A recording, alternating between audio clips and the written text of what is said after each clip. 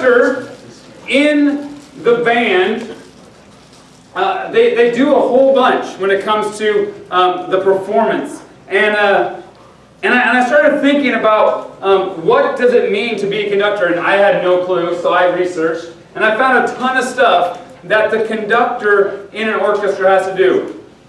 So first of all, they are responsible for unifying the entire group. Whatever performers are there, they unify them with the tempo, the beats. They listen critically. They shape the sound of whatever the performance is. And their job is to take what has been composed and then somehow artistically present it however they see fit. So basically they're directing, and that's why you see the little man up there. I can't even pronounce it. I'm not even going to begin to try to pronounce his name. But he is going crazy in what he does to conduct that band or orchestra. If you're a conductor, usually you have a mastery of at least one instrument, if not more. You can sight read music, because you've got to be able to follow and know where everything's going, when it's going, and when the stuff has to add, when it goes away, whatever. You need to have advanced skills of harmony, of composition, and you have to actually be able to hear things, hear every different instrument in the midst of the orchestra. Then you have your little baton thingy. And I don't know, I know that you have to have technique on how to move your baton and when to move it and move it on the beat. And I know I have a hard time clapping and to the in the same time that the beat is, so I know I couldn't do that little thing with the baton. But with one hand you're doing this, on the other hand, you're cueing all the parts of the band or the instruments that you want to come in. So if a solo happens, you got this guy, and man, that little dude, he's doing it. He's got the whole thing going, he's got everybody moving, and he's super excited. Right, you got that. Yeah, there you go, you do it. So, dynamics. I learned these words like crescendo. Yeah? Yes. Diminuendo. Yeah.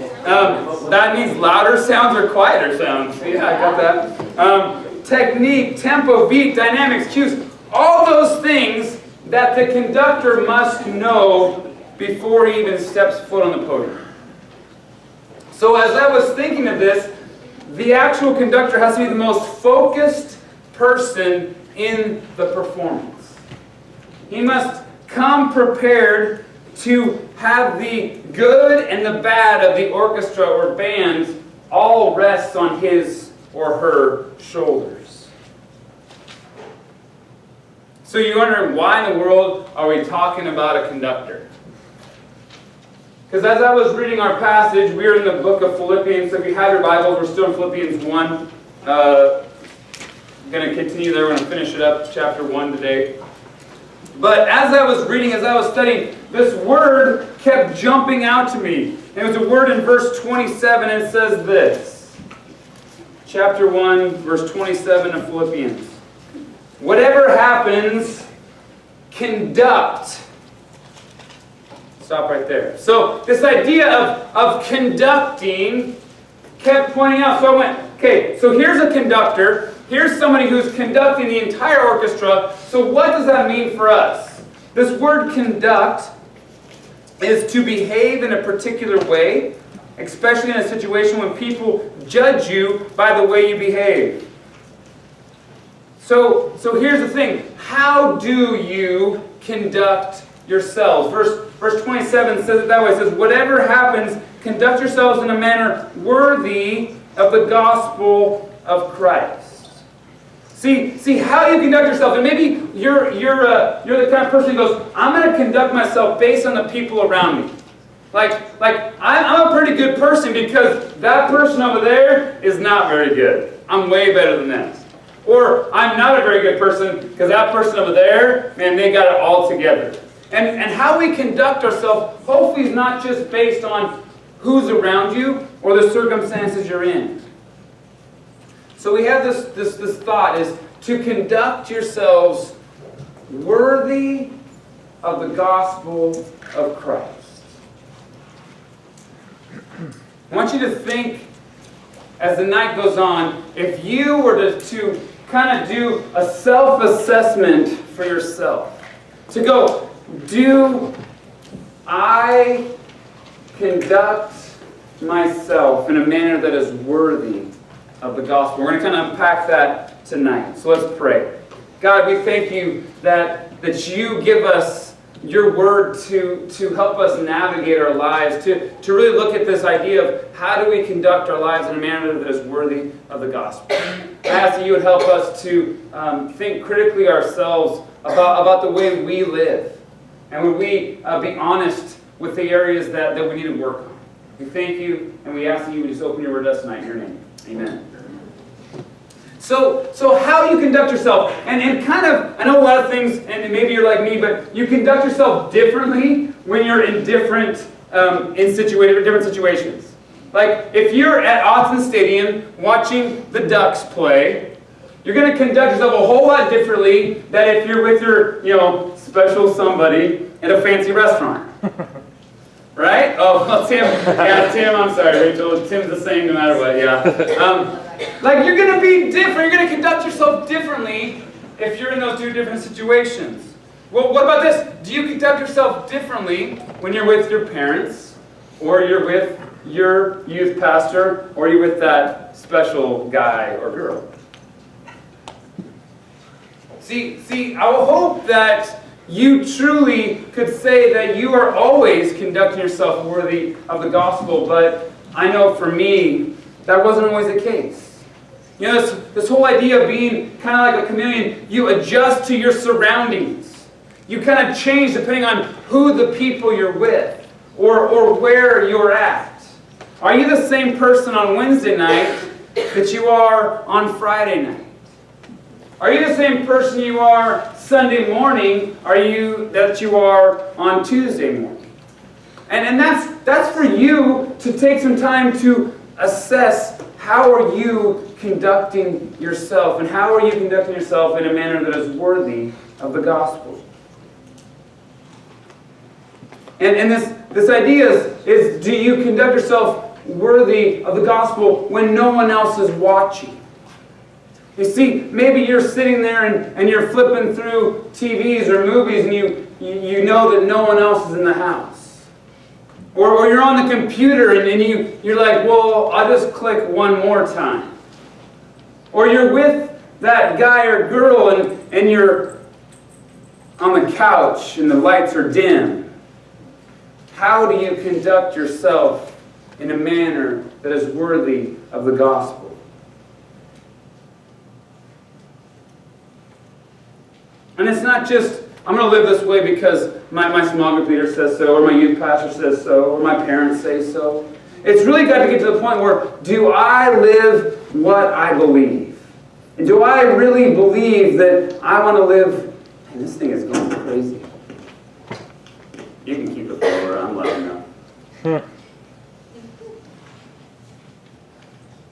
Do you live worthy of what you believe? Do you live in a way that you conduct yourself worthy of the gospel of Christ all the time?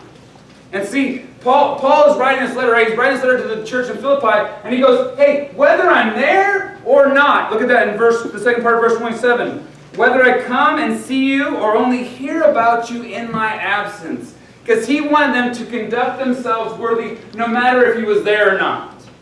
Because see, when Pastor Paul comes cruising in, I'm sure everyone, does a whole lot better on how they conduct themselves than when he's just in their absence. But he wanted to know that they were the same day in and day out. Is that us?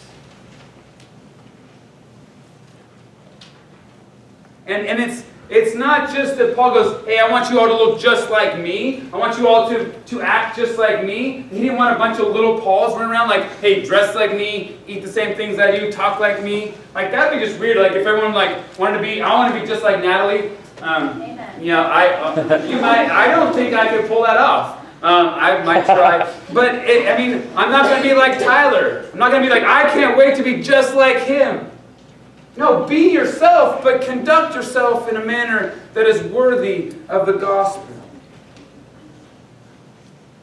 Paul didn't want them just to be like him. He wanted them to ultimately be like Christ. It says that in 1 Corinthians 11:1. It says, follow my example as I follow the example of Christ. Don't be like me, but be like Christ, because I'm trying to be like Christ. Conduct yourself in a manner that is worthy of the gospel of Christ at all times. It's your living worthy because you're trying to become more and more Christ-like.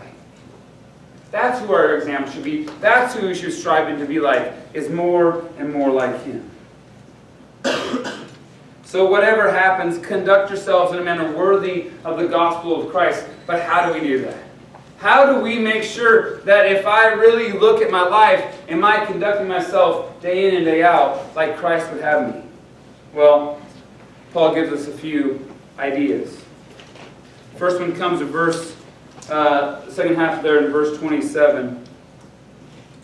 I will know that you stand firm in the one Spirit. So the first thing, that's point number 1 on your notes, it says to stand firm in one Spirit. Okay, this idea of truly standing firm and not getting pushed around. The word there is stako. And it's steadfastly holding one's ground regardless of danger or opposition. No matter what is against you, you're not just pushed around. You're not the weenie that gets tossed back and forth. I love how it says in Ephesians 4:14. It says, then we will no longer be infants, tossed back and forth by the waves, and blown here and there by every wind of teaching, and by the cunning and the craftiness of the people and their deceitful scheming. See, when you're steadfast, when you're standing firm, you're not tossed back and forth by the waves. You're not easily deceived by cunning words, by deceitful schemes, it says. It's that you know that you're firm in the one who you should put your foundation in, and that's Jesus Christ. You're firm in Him being the cornerstone, Him being the foundation, and you build everything else on Him. And you stand firm against opposition. 1 Corinthians 16:13 says, be on your guard, stand firm in the faith, be courageous, be strong. See, you have to stand firm because there's going to be opposition. There's going to be things that try to push you around, that try to take ground, and you have to stand firm with what you believe. And in this, you may be ridiculed for standing firm. You may be made fun of for standing ground for Jesus Christ, but that's okay. Because opposition will come, but will you stand firm in the face of it? So we conduct ourselves in a manner worthy of the gospel when we stand firm, but also, number 2, is when we strive together. So striving together is another way that we make sure that we live a life worthy of the gospel of Christ. Verse 27 says, striving together as one for the faith of the gospel. Verse 28, without being frightened in any way by those who oppose you. This is a sign to them that they will be destroyed, but that you will be saved, and that is by God.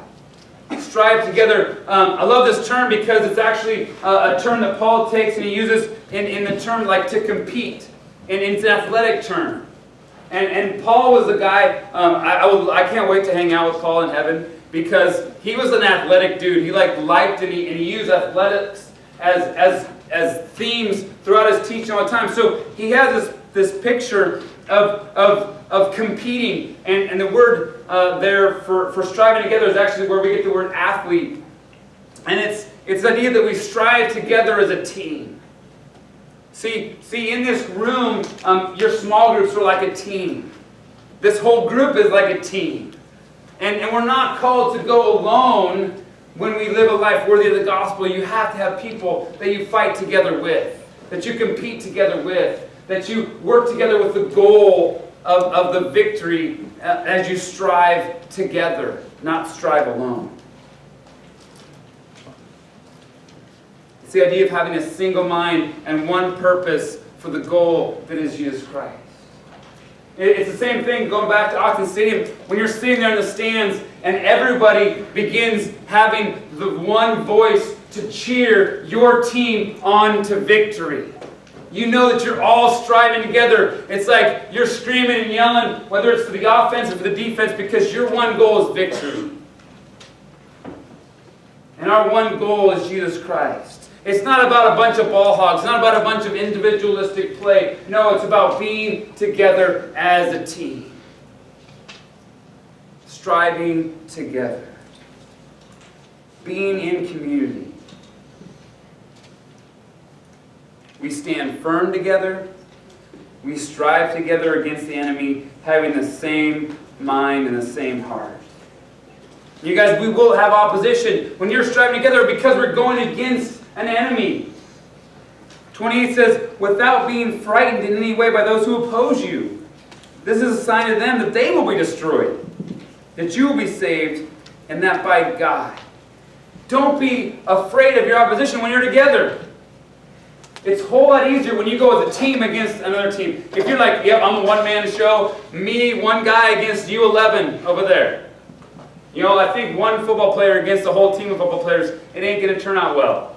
Or one soldier against a whole army of soldiers is not going to work out well. Why? We have to strive together, not being frightened by the opposition. So we stand firm, we strive together. And the third thing that we do to make sure we live a life worthy of the gospel is that we suffer for Him. What? Suffer? Verse 29 says this. For it has been granted to you on behalf of Christ, not only to believe in Him, but also to suffer for Him. Since you are going through the same struggle I saw you had, and now I hear you still have. Conducting your life worthy of the gospel will mean that you will suffer. It's not just going to be roses. It's not just going to be an easy life. When you live a life that is worthy of the gospel of Christ, you need to be prepared to suffer. To go through tough times. Not if you suffer, but when you suffer. And Austin and I were talking about this idea of our world, not just the Christian community in America, but when you look at the world dynamics of people who choose to be followers of Christ and the fact that they have to, suffer for what they believe. Death, imprisonment. You guys, we may be made fun of. Someone may not understand. You might lose a friend or two, but we're not at that stage that we will lose our life. But would we suffer for Him if that was what was called of us?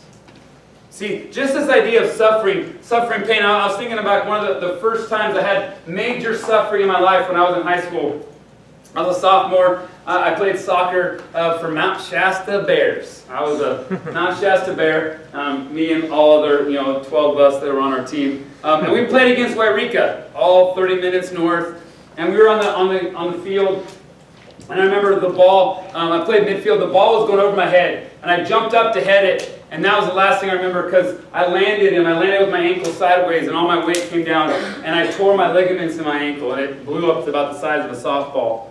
And I remember sitting there going, oh, that's not good. Because I came to, I'm like, wow, that hurts really bad. And the suffering began at that moment because, first of all, I had to get from the sideline all the way across the field and then to the parking lot. And so my dad, who's 5'6", piggybacked me as a sophomore, and I was probably about the same size I am now. And every step he took, my ankle just throbbed. And every step he moved, it hurt. And then he put me in the back of the van that we had, and they went and stopped for pizza. So when you go get pizza, it's not like fast food. It's like, now you gotta wait for 45 minutes to get your pizza, and I'm just laying in the back. And then, just everything hurt about it. I remember laying in bed, and the covers, sheets. You put the sheet over it was too heavy. It just hurt, and I suffered. And then to go up and pee in the middle of the night? Oh my goodness, one leg balance act without falling over, it just wasn't good. But that was what I felt like when I thought of suffering. And the problem is, even today, as I've got a little older, I still suffer, when it's cold, sometimes you're like, oh yeah, That's that thing where old people go like, I can tell the weather by my elbow, the arthritis. Like I feel cold in my ankle. And I also, when I try to play sports, a lot of times, I haven't been lately, but I like strap on the 6, layers of the ankle braces and everything, just so I don't continue to suffer. And maybe you've had physical suffering that you go through, or you guys, a lot of you deal with emotional suffering all the time. You're struggling through things right now, whether it's at home, whether it's with your parents, whether it's with friends, that there's true suffering that happens. But now think of taking that suffering because of what you believe and because of how you live your life.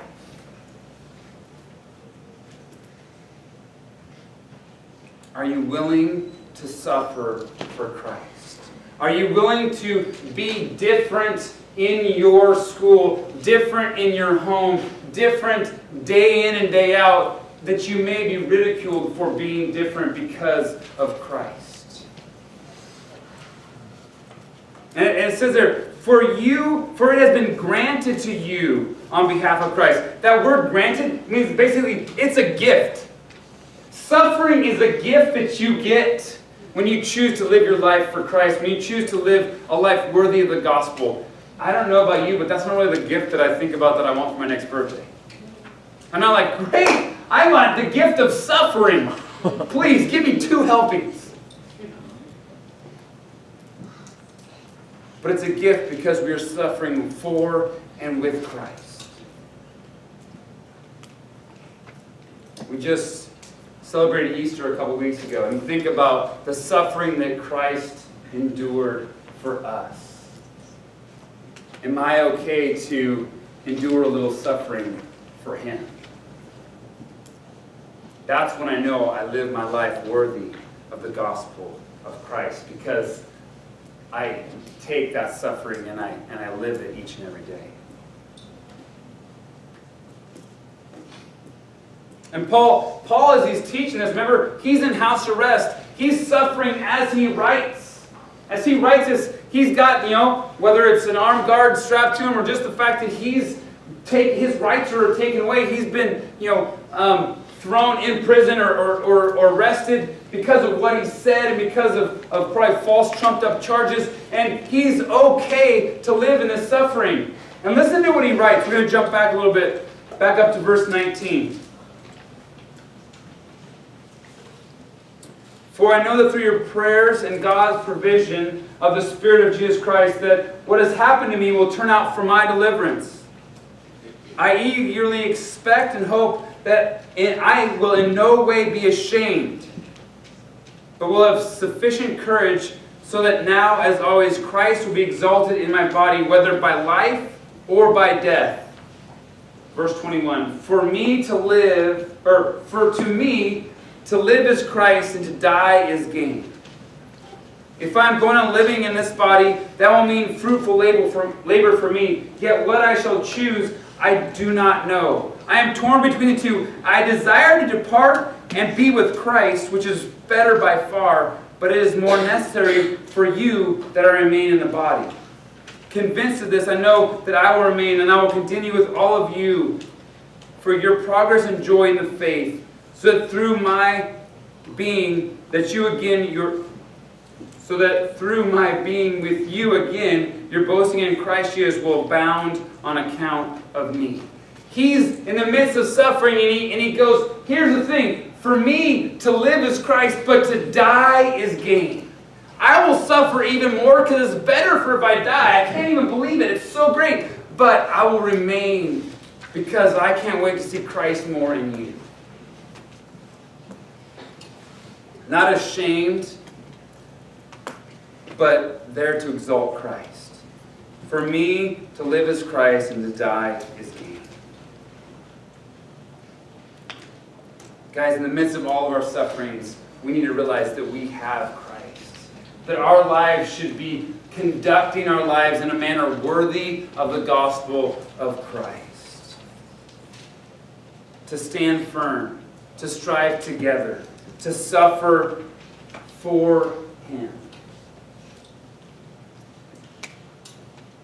And here's the thing, this idea of the conductor.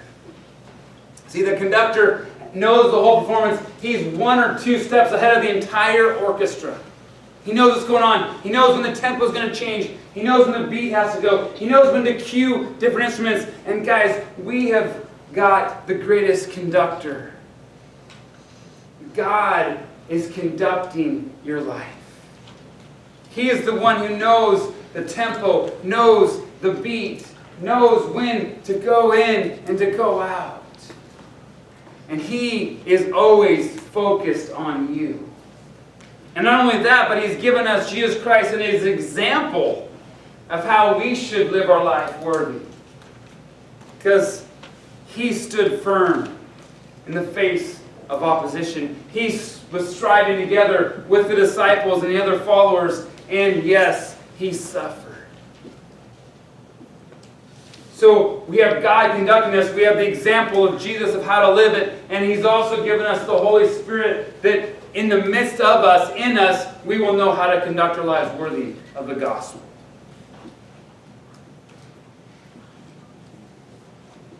Will you let Him? Will you let Him conduct your life?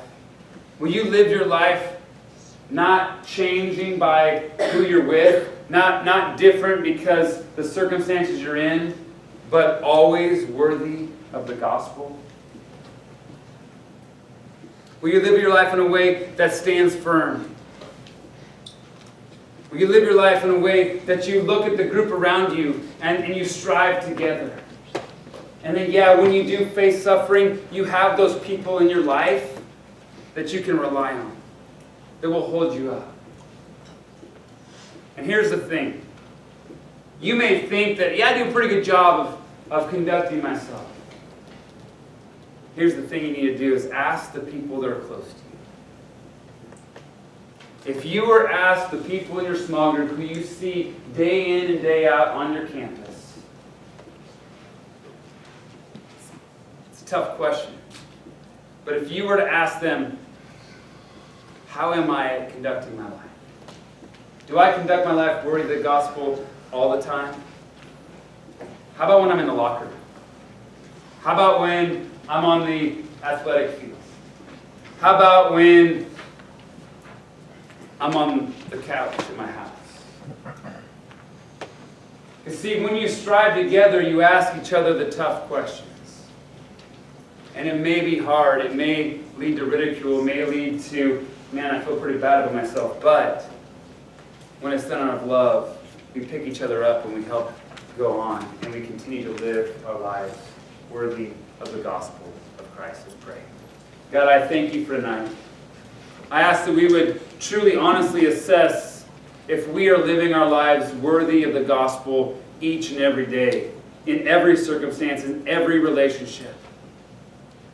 God, I pray for these students here that they would look for ways to encourage one another for how they are living lives worthy. And God, would they speak the difficult talk when they have to call their friend or their small group leader or their small group member out for not living that way. God, I pray for small groups tonight. Would You allow for authentic conversation to happen? Would you have every discussion be flavored with who You are? And God, may we live like Paul called us out to live as Christ. We thank You that we can because You suffered for us. We pray these things in Your name. Amen.